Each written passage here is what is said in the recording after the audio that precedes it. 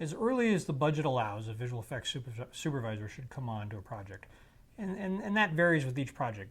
But sometimes, like I've been hired to be visual effects supervisor on a picture and the director hasn't been hired yet. And that's good to a point because you start to break down how many shots, and some things are obvious. You know they have to, you're not going to shoot at a certain location and it needs to look a certain way, and you know you're going to have to make the following. But until you have your director, you don't know all the specifics.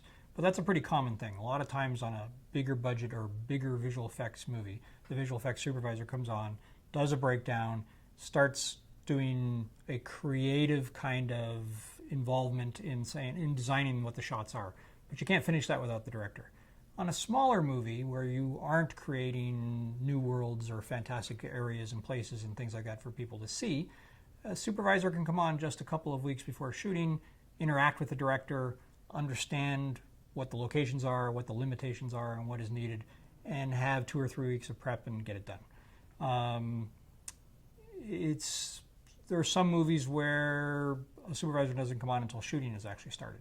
So there's probably 3 scenarios. One where you come on as shooting has started and you just work with the shots in making sure that they're shot the best way possible for post to get done as inexpensively as possible. Second is to come on and do a 2 or 3 weeks worth of prep because there isn't huge number of visual effects shots or locations that have to be designed, built, and created. And then third is where you come on and you prep for months, possibly even before the director comes on, and do a big breakdown for both pricing for the studio and creative approaches so that when you have your 800 shot show, it doesn't become a 1600 shot show due to lack of prep.